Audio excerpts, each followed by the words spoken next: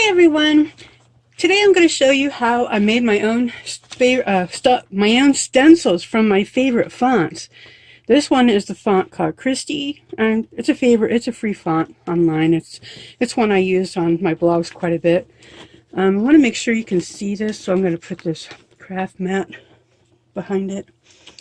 See if you can see. One of these days I'm going to get my camera figured out. Okay, see, that's one font I did. And here's a few more. This one's called Gilde, G-I-L-D-E. My hair's in the way. Okay, well, you get the idea. You can make your own font. You can make your own stencil out of your favorite font. Yeah, this is hard to see.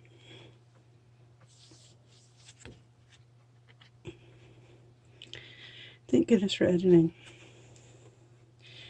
But you get the idea. So I'll put this away. My back is hurting, so that's why I'm grunting. And I keep them all in here. I just freehole punched them once I was done. And keep them in an old photo album. Put my craft mat away. Okay, so here's what you do. I have this pack of Scotch thermal laminating pouches, 5mm, which for 5mm is the best because it's thick enough that it's going to make a sturdy stencil without buckling it. Like, see, this is a 3mm. It's old, so that's probably why it bubbled here in the middle. But see how it bubbled, warped right there. You can see the warping right there. You're not going to get that very much with the 5mm. So, but however, if you want to do something that's, you're going to be bending the stencil a lot, like on a Bible, for Bible journaling, the 3mm might be better. And granted, my 3mm are old, so if you get a pack of new 3mm, it might be okay. But this is what I use, the 5mm. And this is Scotch, but they also have a brand on Amazon. It's a lot cheaper, the Amazon Basics or something like that.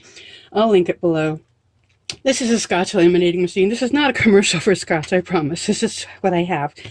So make sure your laminating machine this is 5mm. So you want this to be set at 5mm.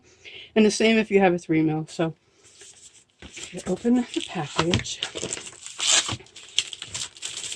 I've already made several, so it's already open.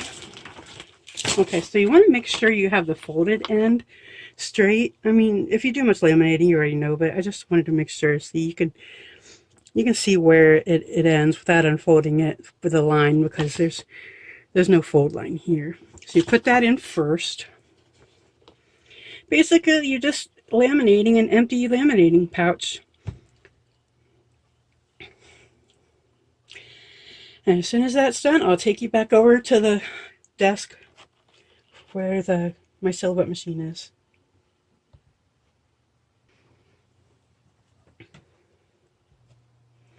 Now see, this is pretty smooth. There are no big buckles in it, and every now and then there might be a little bit, but if it's still hot. If you lay it on something flat and smooth it out, those usually go right away.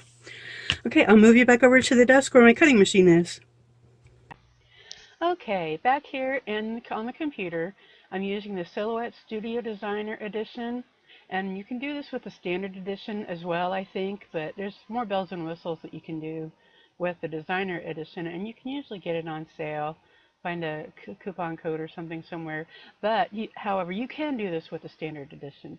So the first thing you want to do, right now I have my registrations off because this isn't a print and cut.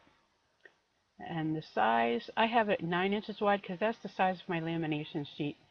And the height is about 11 inches, so that's about right for me. So then go over here and hit your alphabet and just type in, I've done several already, so I'm going to use courgette. Come on. You can either arrow down to choose one from the list, or you can, if you know the name of it, just type it in. I'm going with courgette this time. Okay, and then go over here and click on the middle. Caps on A space, B space, you get the idea. A, B, C, I can't type and talk at the same time. A, B, C, D, E, F, G, H. Yeah, I think we'll stop at that. I, J, K, L, M, N, O, P, Q, R, S, T, U, V, W, X, Y, Z. And then lowercase. A space, B space, C space, H, I, J, K, L, M, N, O, P, Q, R, S, T, U, V, X, Y, Z. And then numbers 1 space, 2 space, 3, 6, 7, 8, 9, and 0. And since you have some more room left, use some of your favorite punctuation marks that you think that you're going to be using from time to time. If you use a planner, or usually use a dollar sign, and sign. I use that a lot. Is this my computer yelling at me? Asterisk, hashtag, or pound mark for us oldies. Let's see, one more. Is it tilde? Yeah, okay, there you go. Okay, click away from it so that when you click on it, you can move it. Leave yourself some margin around the sides here so that it's sturdy, so that it doesn't cut away from itself. And that's the bulk of it, but you still have one important step to do, or else you're not going to get to see like the middle of the A, the middle of the B here, these parts that are enclosed within that overall shape, that's not going to get cut if you don't take this next step. So, and I imagine all the cutting machines are similar. You just have to find the settings that are right for your machine. So this next part is important. Go over here and hit the knife tool and make sure it's on solid. I'll show you what happens if it's not. I'm going to zoom in a little bit more so you can see it better. If you leave it at outline or one of the others, this is what's going to happen. So when you want to leave a bar so that it includes the cut for this, you have to draw a line through it, cut a line through it,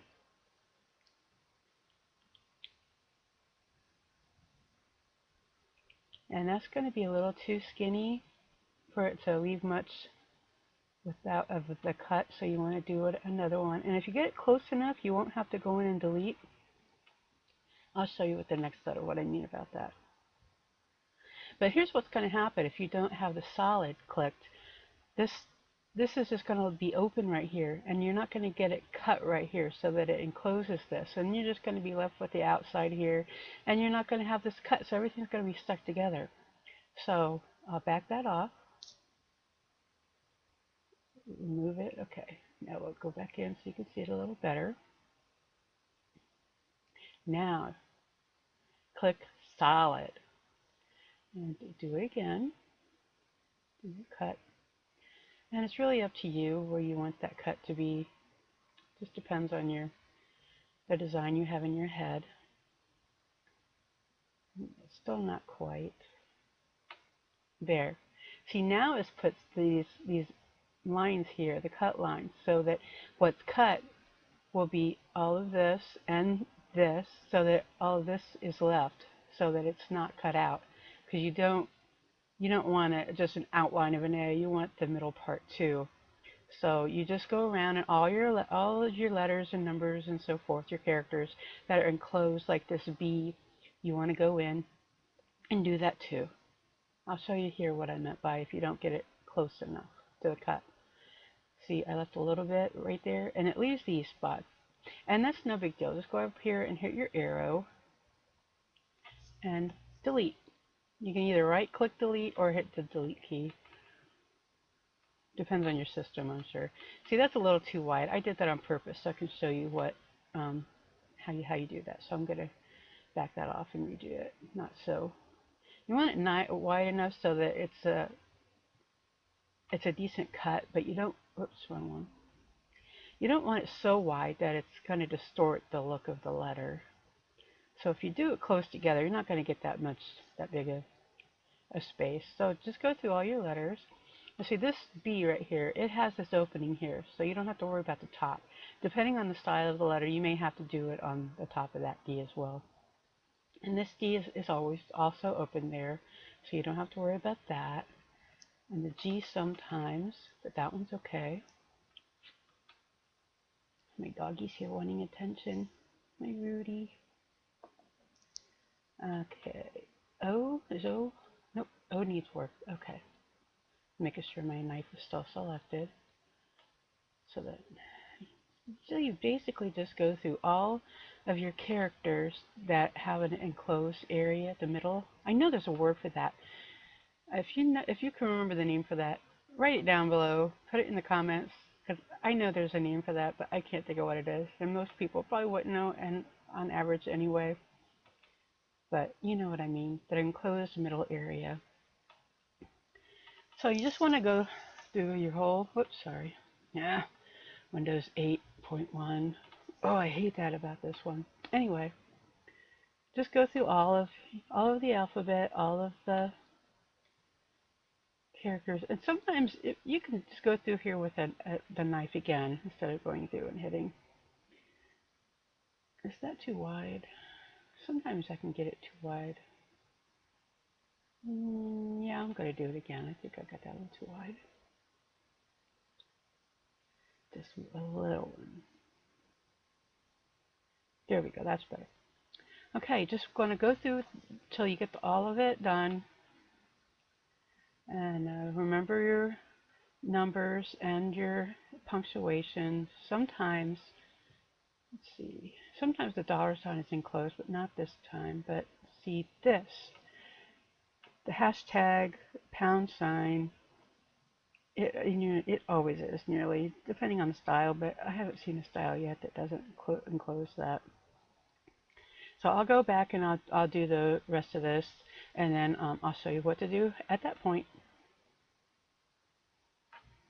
Okay, so I have them all done, and sometimes it's already stays grouped, but sometimes when you use the knife tool, it can come ungrouped, and it looks like this did. So I select the whole thing, right click, and click group, and that way it's all together, so that when you move it all, it moves as one.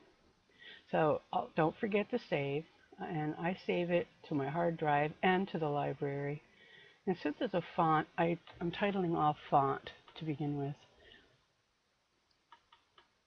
and then the name of the font, so I know what font I'm using.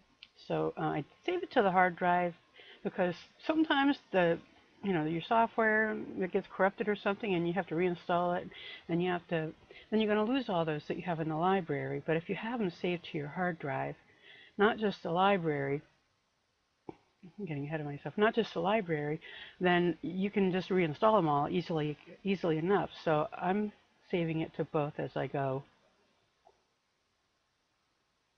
And I'm saving I have so many, see, I need to reinstall. I have so many cut files, but they're not in here because I had to reinstall the software. Something happened with the computer that the file got corrupted or something. So this is all that's in here right now, but believe me, I have so many cut files. But I started a new folder under user designs, knowing that these are just all my designs. It's not my font, but it's my designs. And I started it's called alphanumeric and grammar, so that I know all my numbers and letters and punctuation all together. And since I already named it to my hard drive, it's already saved here. The name is right there. So then I just hit OK, and it's saved there. So the next thing, go over to send. Okay, this is the setting I use because I've tried some of the other settings that other people on YouTube have done videos, clear sticker paper, and I didn't get the right cut. And most people, even with the same machine, your miles may vary. It's going to be a different setting for just about everyone. But this is the setting I found that works best for the fonts, to cut out fonts on laminating paper. Lamination pouches. So I chose cardstock, adhesive backed. See that for one thing. So not all settings have cut and cut edge both highlighted. When it's white in this software, it's highlighted. But this one does. And I go with blade of 4, speed of 3, force of 33. That's the maximum. And I choose either 2 or 3 passes. I'm going to go with 3 so that I don't have to fight it, because that's happened before. So then I don't have my thing set up yet, but then you just hit send and it'll send it over to your machine, and I'll pick you back up on that side. Use your cutting mat like you would anything else, any other project. Line it up on the sides of your mat. Make sure it's secured. And I had to re-sticky my mat recently, so you just put tape, like painter's tape, around the edge to the margin area here, and use this Easy Tack. It's Krylon Easy Tack, and just give it a light coating, let it set for a while, and it's re-stickied again, and you don't have to keep buying new mats all the time. So I'll load this in my machine. You just load it like normal.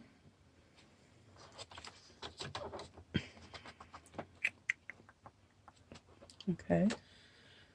Load cutting mat. Okay. Then you go back over and hit start or send on your Silhouette software, and it'll start cutting.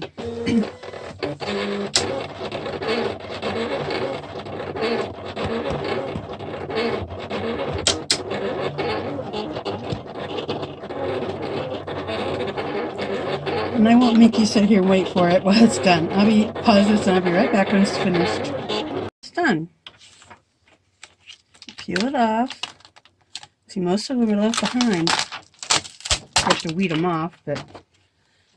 And there's our stencil. Just have to poke the insides out. And one thing, see that, first of all, the bars are where they should be, right there. So the A is and the B, everything is intact, but there should be a metal there. And one tip is, well, this is for future, not for the letters so much, but for things that are intact, you can save those middle pieces, the cutout letters, and you can use them for masking. And I'll show you that another time. So I'd love to see if you do this yourself. Give me a link on the bottom and show me how you do it.